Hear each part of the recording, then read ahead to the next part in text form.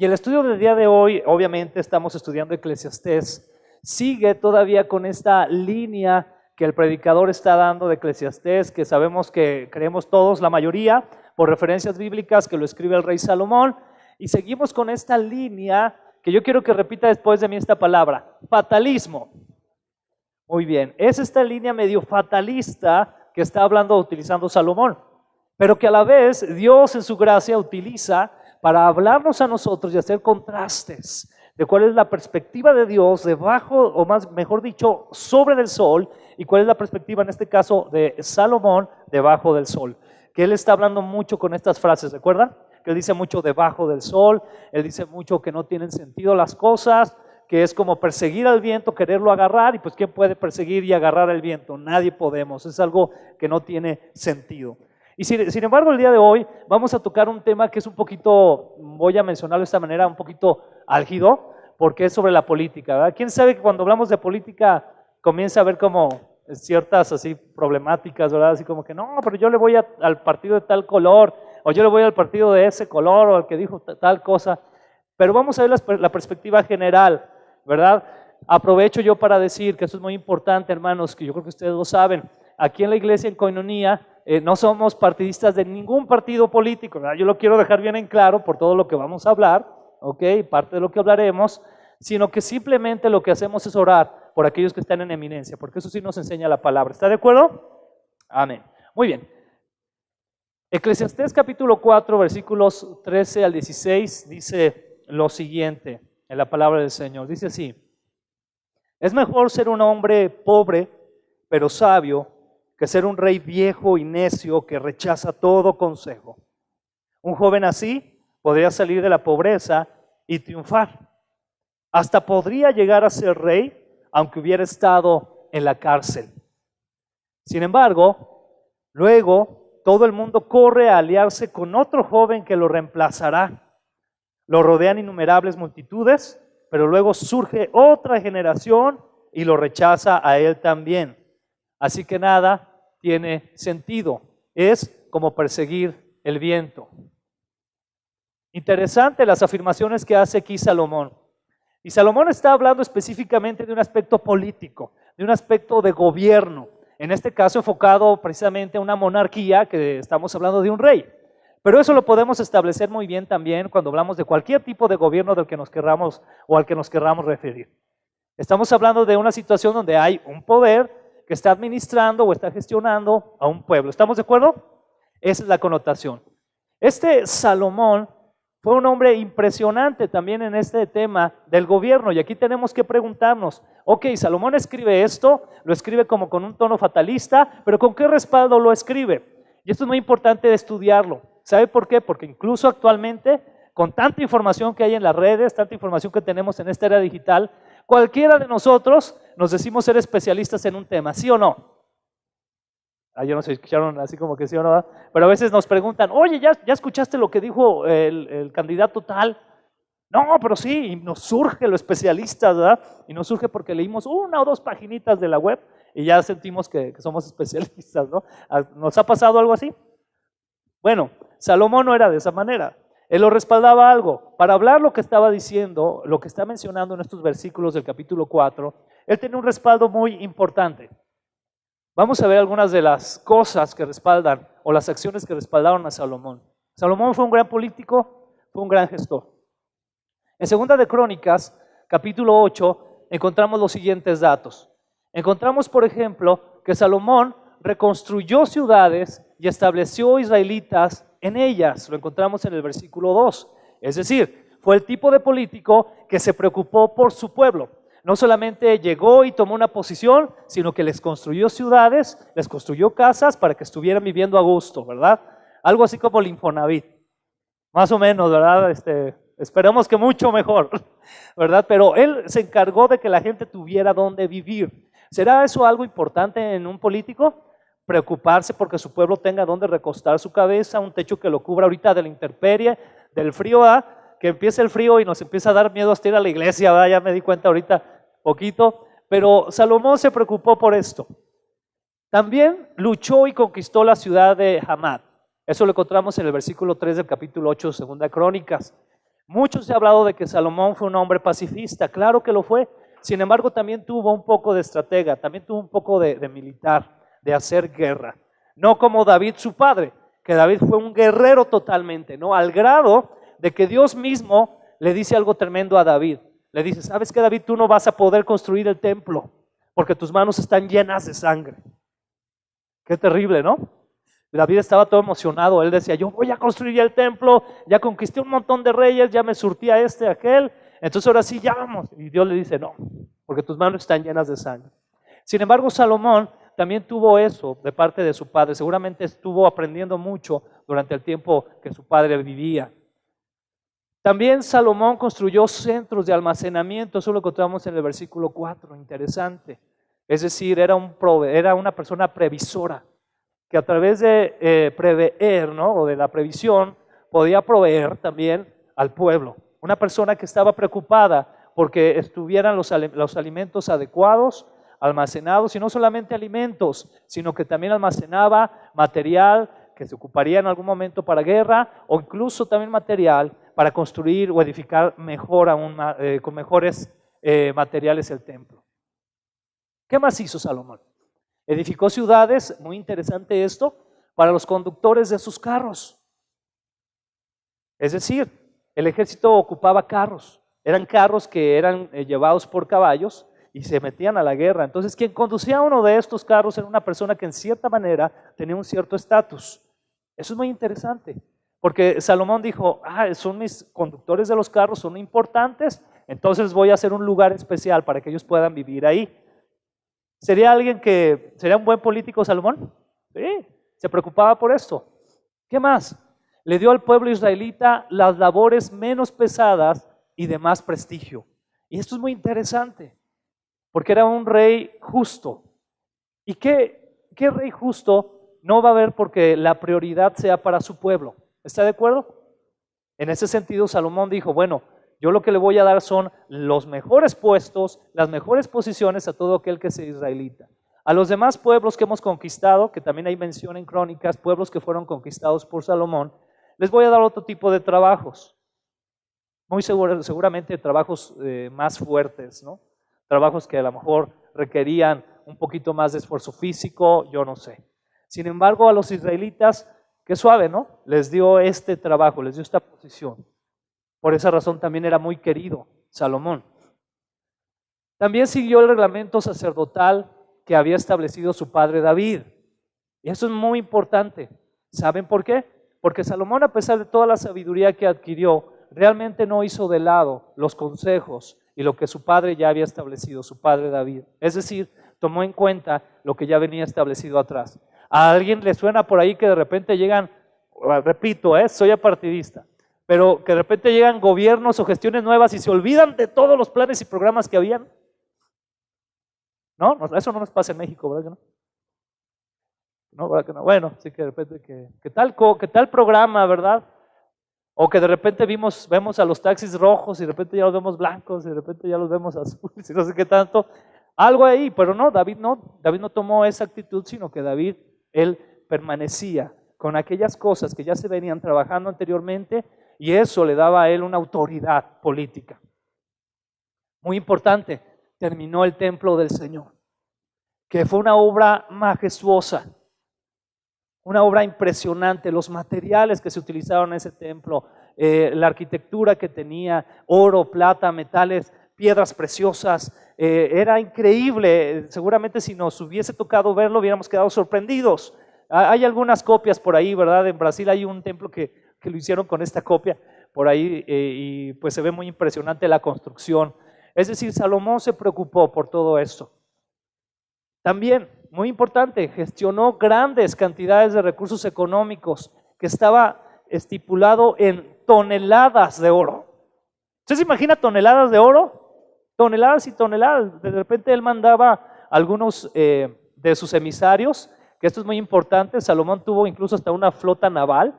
¿Usted sabía eso?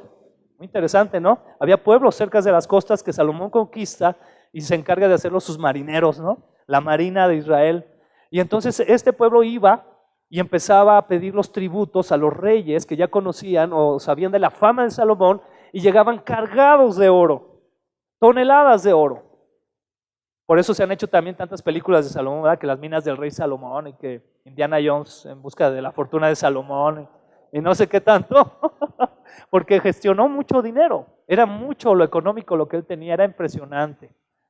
Entonces aquí la pregunta que nos estamos haciendo es, ¿realmente tenía ese respaldo Salomón para hablar de lo que estaba hablando? ¿Usted qué cree? Sí. Y es ahí donde en esta connotación de este tipo de regidor o de rey, o como menciona aquí, con base en lo anterior, podemos analizar el sentido fatalista que Salomón comienza a manejar en estos versículos del 13 al 16 del capítulo 4 de Eclesiastés. Y vamos a ver qué es lo que dice. ¿Estamos todos ya bajo ese contexto? ¿Sí? Ok. Entonces dice este gran rey, sabio, poderoso, rico, dice lo siguiente: es mejor ser un joven pobre pero sabio que ser un rey viejo y necio que rechaza todo consejo. ¿Sabe que cuando yo leo este versículo me doy cuenta que Salomón era medio vanidosón? ¿Se dan cuenta por qué? Porque está hablando de él. Ahí él lo que está diciendo es, yo cuando empecé joven, ¿verdad? Sí fui muy sabio. Dios me dio sabiduría. Está denotando algo de su vida. Y muy probablemente comparándose con otros reyes a sus alrededores, que a pesar de que eran ya grandes, muy seguramente eran personas necias, que ya no querían escuchar al pueblo. ¿Saben cuál fue una de las características de Salomón? Que él escuchaba a la gente. ¿Cuántos conocemos este famoso relato, verdad, del pequeño, que llegan dos mamás, verdad, por mencionar de alguna manera, peleándose la potestad de ese niño? ¿Qué hizo Salomón? ¿Las escuchó? En ningún momento Salomón dijo, ¿saben qué? No, pues mándenlos al departamento, ahí al DIF, ¿verdad? Para ver qué solución le dan, ahí que Dios los ayude. Sino que Salomón se toma el tiempo y escucha, y a partir de escuchar genera una sentencia muy interesante, ¿verdad? Ya sabemos lo que hace, ¿verdad? Que dice, bueno, pues entonces partan a ese niño a la mitad, ¿verdad? Y ya le dan la mitad a cada una.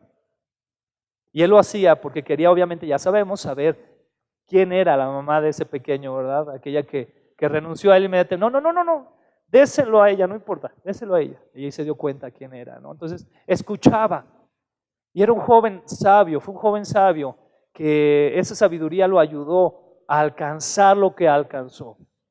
Aquí yo quiero también aclarar algo. Salomón sigue hablando en ese sentido bajo del sol.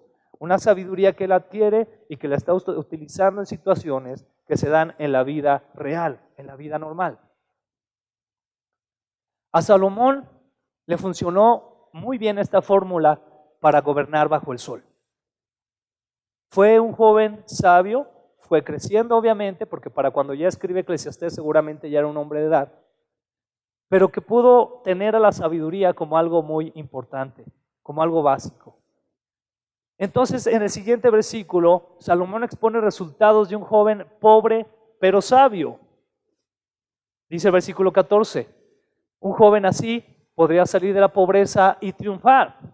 Hasta podría llegar a ser rey, aunque hubiera estado en la cárcel. Y parece que de alguna manera u otra, aparte de que Salomón está dándole un peso muy importante a la sabiduría, está hablando también de alguna manera de la situación que él vivió. Porque Salomón viene de una situación que el rey David, su padre, se permitió a sí mismo, con una mujer que no era una mujer que Dios tenía para él. ¿Sí recordamos todos esta historia? Ok. Y él seguramente, al momento de ir creciendo en su vida, sintió rechazo, sintió que era un hombre que pues venía de una relación muy tremenda donde su mismo padre había mandado a matar al antiguo esposo de su mamá. Imagínense pensar eso, ¿no? Sí, o sea, es que mi padre mató al que fue esposo de mi madre para quedarse con mi mamá. ¿Debe de ser algo fácil de asimilar? No.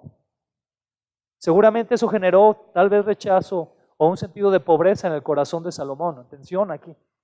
Porque la pobreza no solamente se va a basar en lo económico, sino en lo que sientes que tienes o que posees, ¿no? ¿Quién eres? Por eso Salomón sigue enfatizando, ¿no? Un joven así podría salir de la pobreza y triunfar. ¿Triunfaría Salomón? ¿Sí? ¿Bajo esto debajo del sol triunfó? Bajo la perspectiva social, cultural, histórica, triunfó. Salió de ese estigma y triunfó. La última persona que pudieran haber pensado que iba a ser ese rey o el rey de Israel, probablemente era Salomón por la circunstancia histórica, lo que había sucedido anteriormente. Pero dice ahí, hasta podría llegar a ser rey, aunque hubiera estado en la cárcel. En otras palabras, existe una ganancia muy grande, repita después de mí, sabiduría. Existe una ganancia muy grande en la sabiduría. ¿Será bueno ser sabio? Sí, importante, sí es bueno ser sabio. Y aquí debemos recordar también que esta sabiduría Salomón se la pide al Señor y el Señor se la concede. ¿Sabe que el Señor nos concede muchas cosas aún para obrar debajo del sol? Eso es muy importante, porque esto nos ayuda a comprender que no tenemos que hacer la famosa separación que a veces hacemos, ¿verdad? Yo soy cristiano y en lo secular, esto. A ver, espérate. O sea, ¿cómo que eres cristiano y en lo secular? No, no debería de ser así. O sea, tú eres cristiano y eres cristiano en todo. Eres cristiano en tu trabajo, en tu profesión. Eres cristiano en tu casa, en tu familia. Eres cristiano en tu colonia. Eres cristiano en la iglesia. Porque si no nos suena que eres cristiano aquí y cuando sales de estas puertas ya eres algo más, ¿verdad? Cuando llegas al sabropollo ya te conviertes en algo diferente. O las hamburguesas, a donde vayas, al César Pizza, yo no sé, a donde quieras ir, te conviertes en otra persona. Y no es así. Sino que Dios nos otorga ciertas habilidades. ¿Cuántos de aquí tienen habilidades? Yo conozco aquí gente muy habilidosa, y le doy gracias a Dios, ¿verdad? Ahorita están haciendo unos pasos ahí, ¿verdad? Gente muy habilidosa, gente que es muy buena para las cosas artísticas, gente que es muy buena para las empresas. Hay empresarios aquí que le echan muchas ganas a sus negocios. Hay gente muy estudiosa, ¿verdad? Que tiene sus maestrías, sus doctorados, gente que se ha preparado. ¿Sabes qué? Dios te permite eso para que también te dé un recurso debajo del sol. Es importante. Pero siempre aquí debemos de recordar que eso debe de glorificar al Señor. Vamos adelante, amén. Sin embargo, por ahí se escuchan pasos, por ahí viene el fatalismo de Salomón, ¿verdad? O sea, empieza ese fatalismo del que él ha estado hablando, ¿verdad? De que siempre así como que, pues sí, la sabiduría, pero no te sirve de nada. O sea, al final se pone así, ¿verdad? Empieza a ser bien fatalista. Entonces empezamos a escuchar ahí el fatalismo caminando por los pasillos. Entonces el versículo 15 viene con un sin embargo. Repita después de mí, sin embargo. Fíjense lo que habla. Está hablando primero de un joven sabio que triunfó, que wow, fue lo máximo, ¿verdad? Así, no, llegó a ser hasta rey. Lo dice, sin embargo, luego todo el mundo corre a aliarse con otro joven que lo reemplaza. Bueno, a mí me da risa porque, sí, o sea, ¿cuántos de aquí alguna vez en su escuela fueron los populares? ¿Nadie? Ay, puros fatalistas. No, a mí me pelaban, así, no que me hacen caso. Bueno, por aquí debe haber 2 o 3 personas que fueron populares, ¿no? Que todo el mundo que salían al recreo. Ahí está Alex Jiménez. Muy bien, Alex, eso. Que salían al recreo y toda la bola de los compañeros atrás de él, ¿verdad? Ten mi sándwich, así, ¿verdad? Regalándole cosas y todo. Pero ¿qué creen? Que estaba ese popular ahí, súper popular, y de repente llega el chico nuevo, más guapo, con más billete, el papá trabaja en un mejor empleo y todo. ¿Y qué pasa? Lo reemplaza. Y entonces sale ya al recreo y vengan todos. Y se queda como Travolta otra vez. ¿No? O sea, no ves a nadie. Lo reemplaza. Entonces dice esto Salomón, dice, luego todo el mundo corre a aliarse con otro joven que lo reemplaza. Lo rodean innumerables multitudes, o sea, bien popular, ¿no? Pero luego surge otra generación, o sea, no se detiene solamente ahí Salomón, sino que avanza más al futuro y lo rechaza a él también. Entonces dice Salomón, así que nada tiene sentido, es como perseguir al viento. Cuando nosotros analizamos o estudiamos la historia de la política a nivel mundial, de los gobiernos, nos encontramos este ciclo.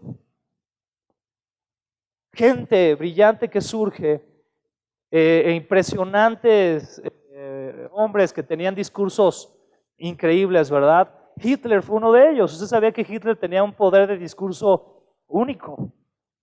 Imagínense, para convencer a tanta gente de que era necesario cometer un genocidio, se debe de tener un discurso muy fuerte. Y surgen políticos, algunos muy buenos, otros no nada buenos. Surge gente eminente, pero después surge otro que lo reemplaza. Y las multitudes que tal vez en algún momento estaban con él, se van con el nuevo, y después surge otro y se van con el que sigue. En pocas palabras, dice Salomón, pues no tiene chiste, ¿verdad? Que alcances lo más grande o el pico de ser el gran rey cuando te va a reemplazar a alguien más. Te vas a morir y va a llegar alguien más, o se va a acabar tu popularidad. Y alguien más, alguien mejor que tú, alguien con mayor carisma, te va a reemplazar. ¿Suena fatalista? Sí, ¿verdad? Suena fatalista. O sea, primero sí Salomón como que mira lo que logré, pero no, pero me van a reemplazar. Todo lo que acumulé, todo el dinero, todo lo que alguien más lo va a gestionar, lo va a utilizar. Y hay 6 aspectos aquí claros sobre la experiencia de gobernar bajo del sol según Eclesiastés. Una es que existen diferentes tipos de gobernantes. ¿Estamos de acuerdo? Yo le tengo una noticia. Existen diferentes tipos de gobernantes y aunque escuchemos a veces diferentes tipos de transiciones y que querramos nosotros fundamentar nuestra esperanza solamente en eso, debemos de tener cuidado, porque puede cambiar, va a ser algo cambiante. Dejando de un lado que se están haciendo bien o mal las cosas, pero es algo que va a estar cambiando. Esa es la realidad. También nos deja claro, perdón, que la sabiduría es muy importante dentro de lo que es el gobierno. El que existen ciclos de gobierno. Nos deja claro también que los gobiernos son volubles en cuanto a los gobernantes y los gobernados. ¿Qué quiere decir esto de que son volubles? Puede ser que llegue un gobernante que sea que tenga la peor fama y a la hora de gobernar lo haga excelentemente, o viceversa. O puede ser también que existamos pueblos que primero demos la vida por un gobernante y al último ya le estemos diciendo hasta de lo que se va a morir. ¿Pasa eso? Sí. No nos pasa, ¿verdad? Nos vamos con el que nos dé mejor despensa. Entonces ahí estamos, ¿no? Entonces somos volubles. También aprendemos que los gobernantes son muy amados, pero también muy rechazados. Usted métase al Facebook, ahí a los comentarios y todo, se va a dar cuenta, ¿no? Unos que se enrollan la bandera por el fulano de tal y se quieren aventar, y otros que no, ¿verdad? O sea, dicen, lo último que en la vida. Y todo esto llega a suceder en todo tipo de gobierno. Ahora, quiero que repita después de mí, gobierno bajo del sol. Porque está hablando de este gobierno humano. ¿Seremos los humanos volubles? Mucho. Entonces podemos decir como resumen hasta este punto. Los gobiernos en la tierra no perduran, son cambiantes, son ambiguos, pero con sabiduría pueden generar excelentes resultados. ¿Qué tan duraderos serán estos resultados? No lo podemos saber con exactitud. El reino de Salomón se dividió justo después de su muerte.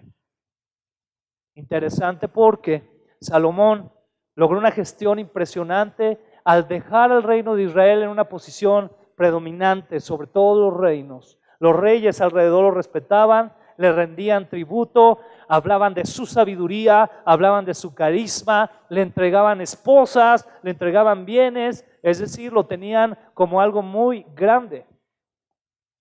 Pero justo después de que él muere, Usted puede leer en Primera de Reyes capítulo 12 lo que sucedió con Roboam y Jeroboam, que eran sus hijos, ¿no? Y cómo ellos, por la falta de sabiduría, lograron que el reino se dividiera. Y es donde tú te pones a pensar, ¿verdad? Pues hasta cierto punto tenía razón Salomón, ¿no? Porque todo lo que logró hacer a la siguiente gestión, se divide.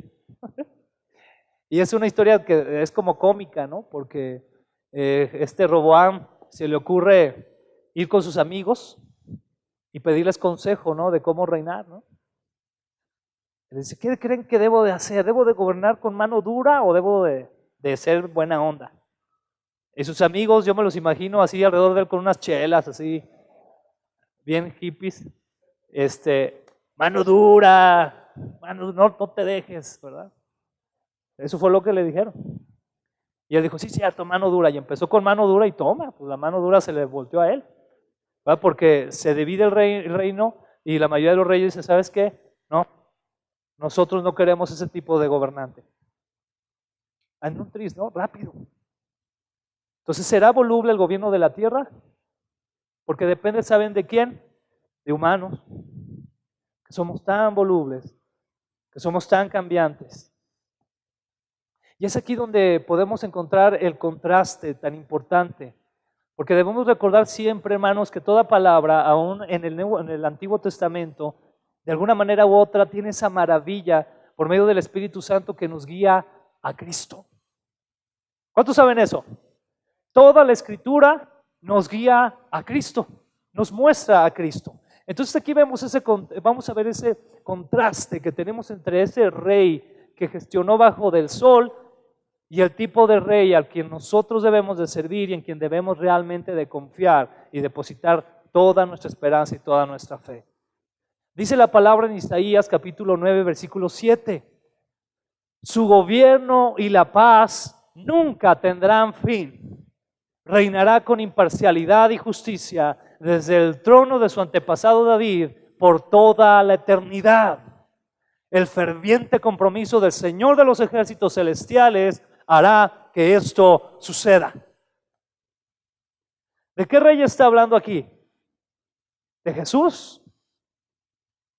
Y estamos viendo cómo el profeta Isaías está hablando de Jesucristo y del reinado que Él establecerá. Un reinado eterno, un reinado que no tendrá fin. Y me encanta el cierre de esta parte de este versículo 7 que dice, el ferviente compromiso del Señor de los ejércitos celestiales hará que esto suceda. La versión Reina Valera, si no me equivoco, dice el celo del Señor. Y es algo que nos ayuda a entender de una manera más clara a qué se refiere cuando Dios dice que Él es celoso de nosotros. ¿Sabe que a veces nosotros malinterpretamos y nosotros pensamos que cuando Dios dice que es celoso de nosotros es porque dice, no, es que no te juntes con nadie, ¿verdad? Eres mío ya. No habla de ese celo, sino que habla del compromiso ferviente del Señor por bendecirte, por amarte, por cumplir algo en tu vida. Es decir, el celo del Señor habla de que Él va a hacer hasta lo último que tenga que hacer para tenerte con Él, para bendecirte, para llenar tu vida con el propósito que Él tiene. Pues con ese mismo celo del Señor, Él hará que suceda esto, que Jesucristo reine. ¿Cuántos dan gloria a Dios?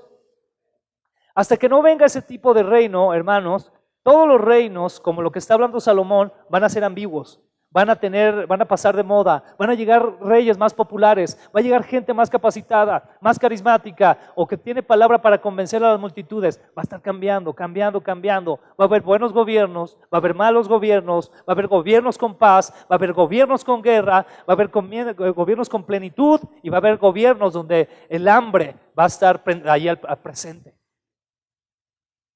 Entonces, dentro de eso, ¿dónde debemos de poner nuestra esperanza? Debemos de poner nuestra esperanza en el que gobierna realmente con justicia, que es Cristo Jesús. Con todo respeto le voy a decir lo siguiente, ¿está listo? Si usted está confiando en un partido político, y no me malinterprete, pero si usted está poniendo toda su confianza en un partido político, le está regando. como creyente. Porque usted debe de confiar en el Señor como su Rey y orar por aquellos que están gobernando. Dice Lucas 1, versículo 33, y reinará sobre Israel para siempre, su reino no tendrá fin. Una vez más, hablándonos del reinado del Señor Jesucristo.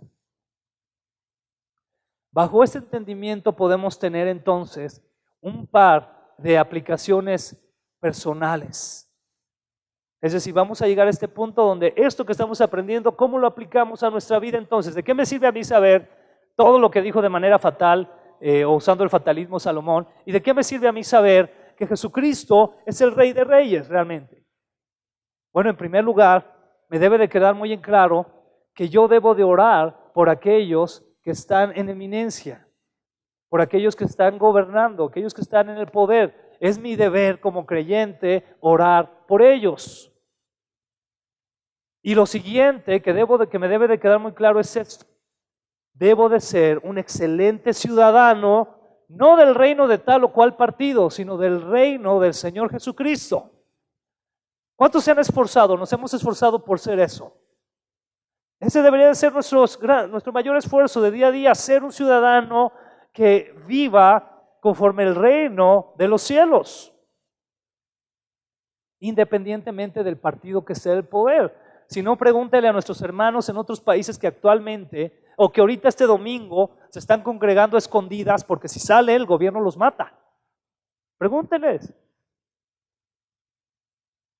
Pregúnteles a aquellos hermanos. Yo me acuerdo, una vez hicimos un congreso de alabanza y de adoración hace mucho tiempo. Invitamos a hermanos muy preparados en la palabra. Y uno de los hermanos venía, no recuerdo si venía de Haití, de algún país de Latinoamérica muy pobre. Y entonces, antes de él, habían pasado varios a compartir y nos habían dado enseñanzas teológicas. ¡Wow! Estábamos todos así extasiados, ¿no? ¡Wow! ¡Qué padre! Que sigan. Y entonces viene este hermano, muy sencillo, se para y dice: hermanos, pues yo le doy gracias a Dios que me inviten aquí a compartirles. He escuchado mucha palabra, me llevo mucho en mi corazón, he aprendido mucho, Señor, gracias por sus vidas. Yo lo que les quiero compartir es que lo que hemos aprendido en mi país es adorar al Señor, aunque a veces nomás comamos una vez al día. Hermano, eso tiró todas las grandes conferencias que habían dado los demás. Sí, en mi país a veces comemos, a veces no, pero hemos aprendido a adorar al Señor por encima de eso, reconocer quién es Él. Ay, todo lo demás, que si tienes que cantar canciones rápidas o queditas, o que si tienes que brincar o levantar las manos, o que tienes que, no sé, ¿verdad? Hacer vibratos cuando cantas, ¿verdad? No, todo eso se quedó por los suelos, porque ellos sabían con seguridad quién era su rey. No era el rey que les iba a prometer comer 3 veces al día o tener para eso, no era ese rey. Era el rey que sabían que iba a estar con ellos pasara lo que pasara. ¿Alguna vez tú has adorado a ese rey? Wow. Pero para ser ese tipo de adorador necesitas aprender a ser un ciudadano de ese reino de Dios. A mí me sigue impresionando y es algo que usan los apologistas, como este gran hombre, ¿verdad? Josh McDowell, que él menciona como parte de la evidencia de que Jesucristo realmente es el Hijo de Dios está en la fidelidad que tuvieron tantos hombres cuando Él muere y resucita, y la fidelidad que tuvieron de continuar siguiéndole a pesar de que fueran llevados a la muerte. Tú no das la vida por algo que medio lo crees, ¿verdad que no? Que medio te convence. Tú das la vida o das todo por aquello que te llena completamente, que estás convencido que es la verdad. Pues esos hombres por eso dieron su vida. Algunos murieron en ollas hirviendo de aceite. Imagínate eso. Uno de los apóstoles murió usaron un serrucho para partirlo a la mitad, vivo. Necesitas estar muy convencido para aguantar eso. Saber quién es el rey. Y esas son las dos áreas que nosotros debemos de tener muy en claras, que como personas que vivimos bajo del sol, debemos de orar por aquellos que Dios ha permitido que tengan ese poder bajo del sol. Pero como personas que somos ciudadanos del reino, debemos de aprender y vivir creyendo quién es nuestro rey. ¿Cuántos dicen amén?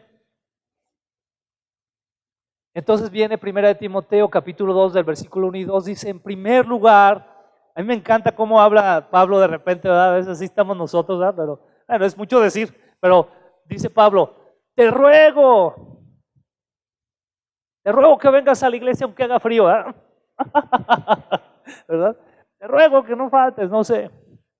Pero ahí dice Pablo a Timoteo, te ruego que ores por todos los seres humanos. ¿Por quiénes?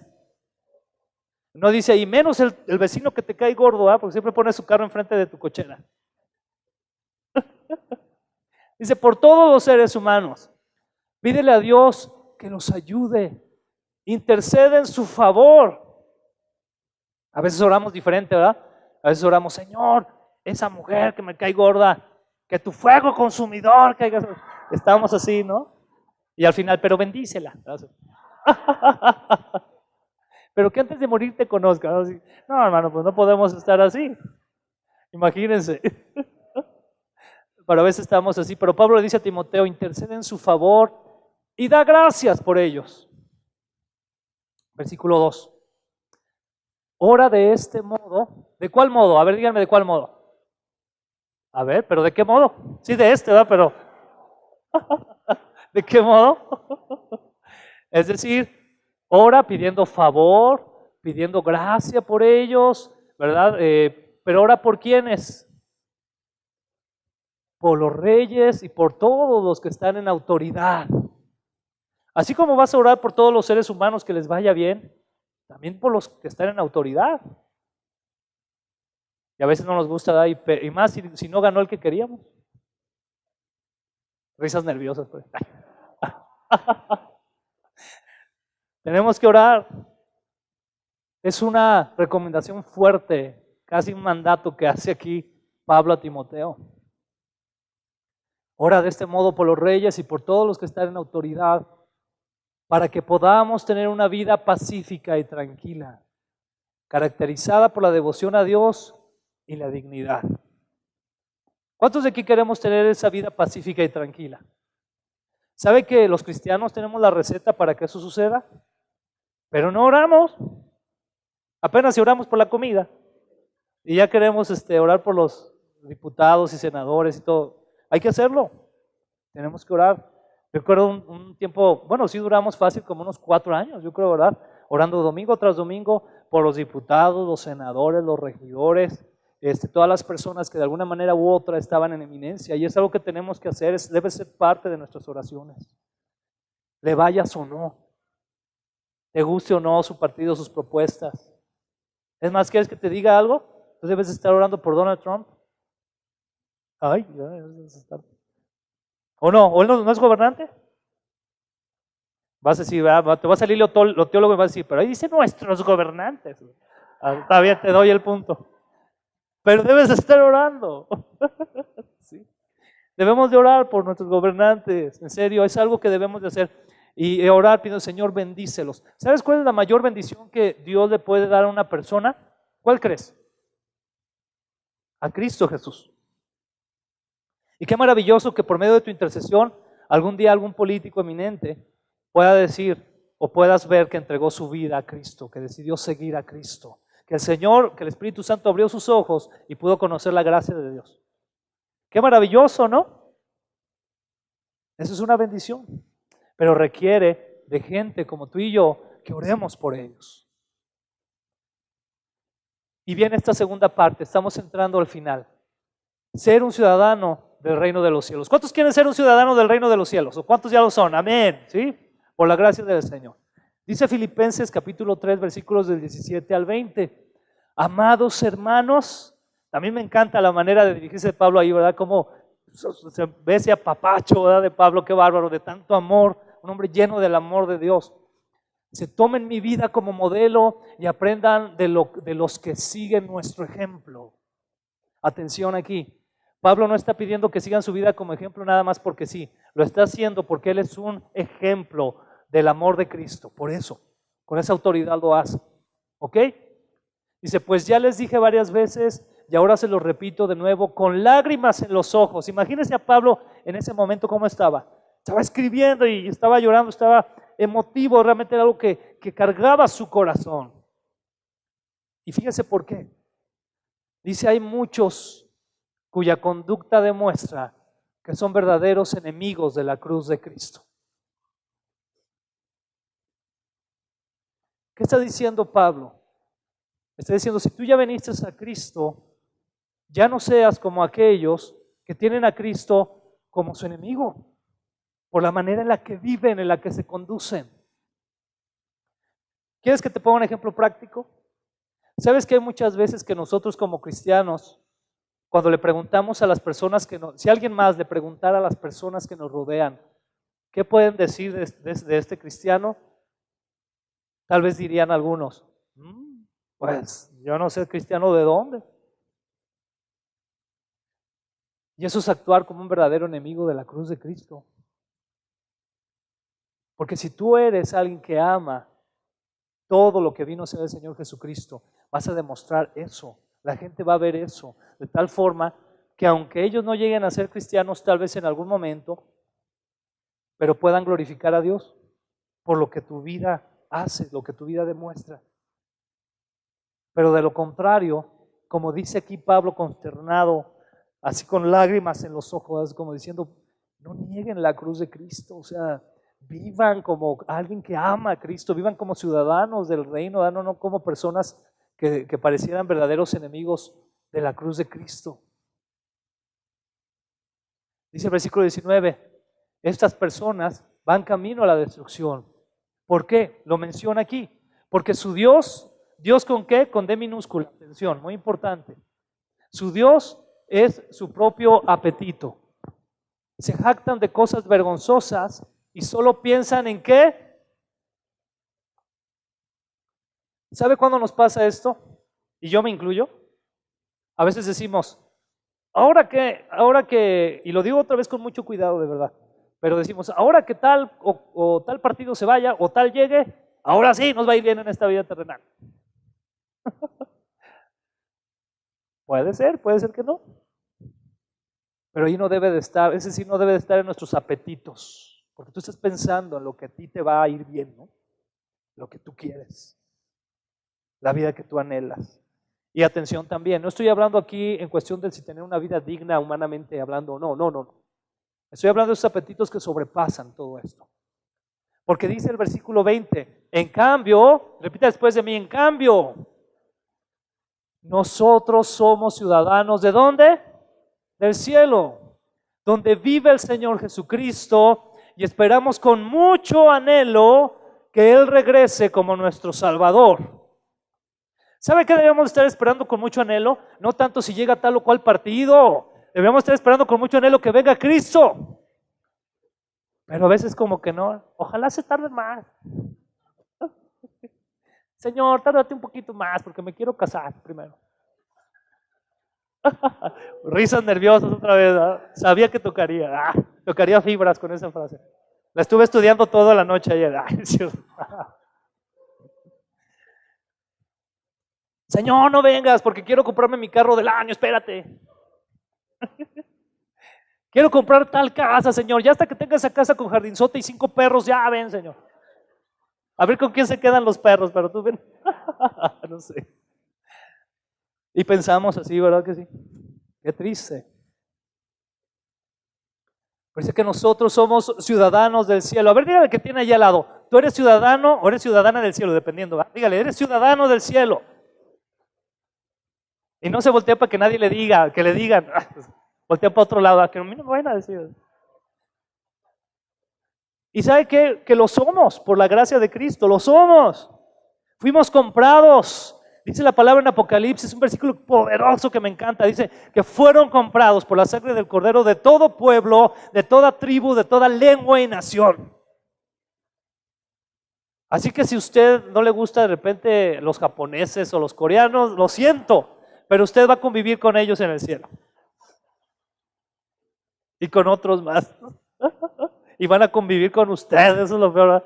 Imagínense. Wow.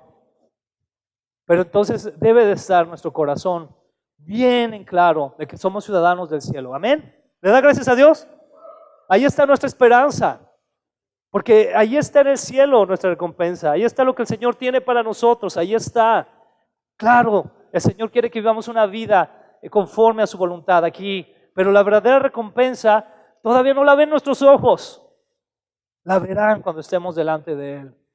Por eso dice Pablo, esperamos con mucho anhelo que Él regrese como nuestro Salvador. ¿Cuántos pueden decir, sí Señor Jesús, ven? Qué tremenda palabra de cierre de Juan, ¿verdad? En Apocalipsis, que dice, sí Señor Jesús, ven. Wow, así deberíamos de estar. Pero ¿sabe qué? Que a lo mejor a veces el pecado o la situación de vida que tenemos, de intimidad con el Señor, nos impide decir eso, ¿no? O anhelar eso. Y a veces tal vez muy en nuestro interior podemos decir, Señor, espérate tantito que esté un poquito mejor contigo, a que te busque más. Y no estoy hablando de que si se pierde o no la salvación, atención, pero ayer el Espíritu Santo nos está hablando al corazón, está diciendo, hey, busca más a tu Rey, busca más a tu Señor. Ahora podemos entender con mayor claridad estos dos aspectos, ¿sí? Orar por aquellos que estén en eminencia y ser un ciudadano del cielo. Antes de que oremos, yo quiero leerle rápidamente para terminar una carta, un extracto de una carta que es un documento muy interesante, que es la carta a Diogneto. Diogneto, muy interesante, un personaje de por ahí de alrededor del año pasado, del año 100 después de Cristo, donde está la iglesia primitiva, y dice lo siguiente. ¿Estamos todos listos? Vamos a ver lo que dice. Dice así: la carta a Diogneto da una pequeña explicación. La más grande joya de la literatura cristiana de sus orígenes, o sea, hablando de los orígenes de la iglesia, aparte de la palabra, aparte del libro de los Hechos, ¿ok? Es como una carta histórica. Nos cuenta cómo vivían los primeros cristianos. El documento que pasó a la posteridad como la carta a Diogneto describe quiénes eran y cómo vivían los cristianos de los primeros siglos. Para gran parte de los estudiosos, se trata de la joya más valiosa de la literatura cristiana, de sus orígenes. Los párrafos 5 y 6 representan la parte más famosa de este tesoro de la historia cristiana. Los cristianos, y dice así, ya empieza aquí Diogneto a hablar de esto, va a hacer la descripción. Los cristianos, en efecto, fíjense lo que alcanzó a ver Diogneto en los cristianos. Se da cuenta que él está viendo a toda la bola de cristianos, ¿verdad? Así como nosotros, pero en ese tiempo. Dice, no se distinguen de los demás hombres ni por su tierra, ni por su habla, ni por sus costumbres. Interesante. Porque ni habitan ciudades exclusivas suyas, ni hablan una lengua extraña, ni llevan un género de vida aparte de los demás. A la verdad, esta doctrina no ha sido inventada gracias al talento y especulación de hombres curiosos, ni profesan como otros hacen una enseñanza humana, sino que habitando ciudades griegas o bárbaras, según la suerte que cada uno le ocupó, y adaptándose en vestido, comida y demás géneros de vida a los usos y costumbres de cada país, dan muestras de un tenor peculiar de conducta admirable y por confesión de todos, sorprendente. Voy a continuar. Habitan sus propias patrias, pero como forasteros. Toman parte en todo como ciudadanos y todo lo soportan como extranjeros. Toda tierra extraña es para ellos patria y toda patria tierra extraña. Se casan como todos engendran hijos, pero no exponen los que les nacen. Ponen mesa común, pero no lecho.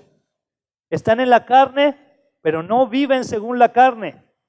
Pasan el tiempo en la tierra, pero tienen su ciudadanía en el cielo. Obedecen a las leyes establecidas, pero con su vida sobrepasan las leyes. A todos aman y por todos son perseguidos. Se les desconoce y se les condena. Se les mata y en ellos se les da la vida. Son pobres y enriquecen a muchos. Carecen de todo y abundan en todo. Son deshonrados en las mismas deshonras, pero en las mismas deshonras son glorificados. Se les maldice y se les declara justos. Los vituperan y ellos bendicen. Se les injuria y ellos dan honra. Hacen bien y se les castiga como malhechores. Como malhechores condenados a muerte. Se alegran como si les dieran la vida. Los judíos los combaten como extranjeros. Son perseguidos por los griegos y sin embargo, los mismos que les aborrecen no saben decir el motivo de su odio. ¿Qué descripción, no le parece? ¿Qué cristianos de ese tiempo? ¿Sabe qué decía aquí Diogneto en este sentido?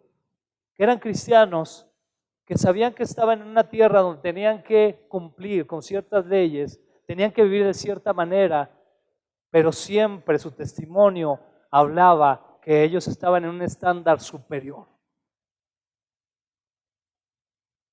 Eran cristianos que vivían a la perfección lo que Jesucristo había venido a enseñar. ¿Sabe que Jesucristo vino a aumentar el estándar? Bien dice la palabra, ¿verdad? Que Él no se interesaba tanto en que cumpliéramos la ley. ¿Pero qué cree? En que la superáramos. Por eso cuando Jesús dijo, a ustedes se les ha dicho, ¿verdad? Que ojo por ojo y diente por diente. Porque eso era ley levítica, ¿sabía usted eso? Paga como te paguen. Pero Jesús dijo, ora por tus enemigos. Él superó el estándar. Y esos primeros cristianos que describe aquí Diogneto eran de ese estilo. Y de entender, ¿verdad? A pesar de que los acusan a muerte, pareciera más bien que los arrojan a la vida. ¿Sabe por qué? Porque los primeros cristianos verdaderos, morían en el circo romano, esperando a los leones, esperando ser empalados o esperando ser quemados, y morían cantando al Señor Jesucristo. Qué difícil es para nosotros, ¿verdad? A veces como creyentes, cuando vienen los problemas, qué difícil es a veces pararnos aquí en la iglesia y poder levantar un canto de alabanza al Señor. ¿Nos ha pasado? Ay, Señor, pues nos piden que levantemos las manos a ti para agradecerte y reconocerte, pero Señor, pues me está yendo re mal en el trabajo.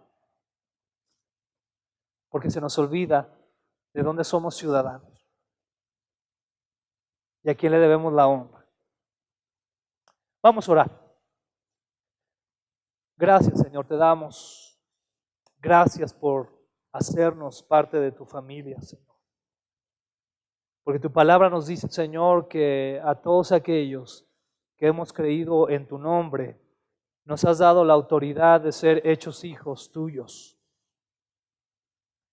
Gracias, Señor, porque a partir de que nos adoptaste, nos has hecho parte de tu cuerpo, también de esa manera nos has hecho ciudadanos del reino de los cielos. Y queremos ser esos ciudadanos que en nuestro diario andar, en nuestro diario caminar, representemos dignamente tu reino. Y que estemos convencidos de que tú eres el Rey de Reyes y el Señor de los señores.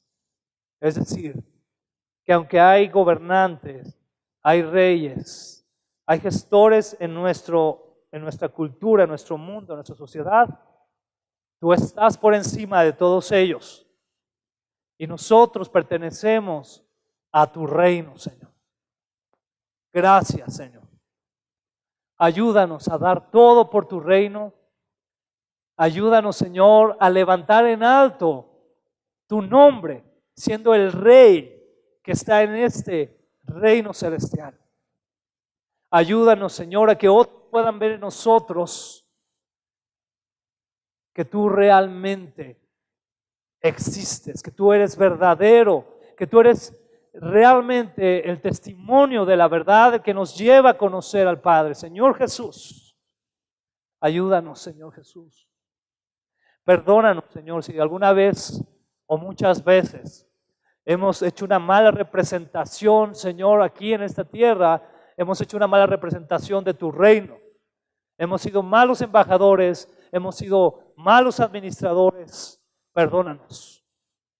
Perdónanos, Señor, y ayúdanos el día que estemos delante de tu presencia a dar buenas cuentas, Señor, de aquello que tú nos diste como responsabilidad. Ayúdanos, Señor, a ser ciudadanos de tu reino. Y ser unos ciudadanos, Señor, también que aprendamos a amarnos unos a los otros, Señor. Que nos veamos realmente como una familia en Cristo. Quita de nosotros, Señor, todo orgullo. Quita de nosotros toda cosa que nos quiera impedir amarnos, Señor, porque también tu palabra nos enseña claramente que en esto van a conocer que somos tus discípulos, en que nos amamos unos a otros. Ayúdanos, Señor, que tu amor fluya, que sea un reino donde el gozo, la paz, el amor, Señor, tuyo reine en medio de nosotros. Gracias te damos, Padre, en el nombre precioso de nuestro Señor Jesucristo. Y todos decimos, amén, amén. Gloria a Dios, amén. Bueno, vamos a orar para despedirnos, ¿qué le parece? Si puede ser de pie y vamos a orar. Le invito a que tome de la mano por ahí a alguien que tenga al lado y bendígalo. Tómalo de la mano, vamos a terminar orando así. Tome de la mano el que tenga allá al lado y vamos a bendecirnos unos a otros. Señor, te damos gracias por ese tiempo que nos has dado aquí en tu casa. Padre, te pedimos que tú bendigas a nuestros hermanos, Señor. Dales de tu gracia, bendícelos, dales de tu favor durante esa semana que viene. Te pedimos que nos ayudes a amarnos unos a otros, a ayudarnos de manera bien práctica, Señor, no solamente de palabra, sino en aquello que necesitemos. Yo te pido, Padre, que pongas en nuestro corazón el estarnos hablando por teléfono, el estarnos mandando mensajes por el WhatsApp, el estar ahí al pendiente unos a otros, Señor, preguntándonos qué necesitas, en qué te puedo bendecir, en qué te puedo ayudar, o incluso también si tenemos alguna carga, poder también descansar en algún hermano y decirle, ¿sabes qué, hermano? Tengo este problema, quiero platicar con alguien, ora por mí, ayúdame, que podamos ser esa comunidad, Señor, esos ciudadanos que tú quieres que seamos. Bendice, Señor, nuestra semana y ayúdanos, Señor, a honrarte en todo lo que hagamos. En el nombre precioso de Jesús, amén. Amén, gloria a Dios, amén. Abrace a alguien que tenga por ahí también y dígale, Dios te bendiga, invítame una hamburguesa o a las carnitas o algo, ¿verdad?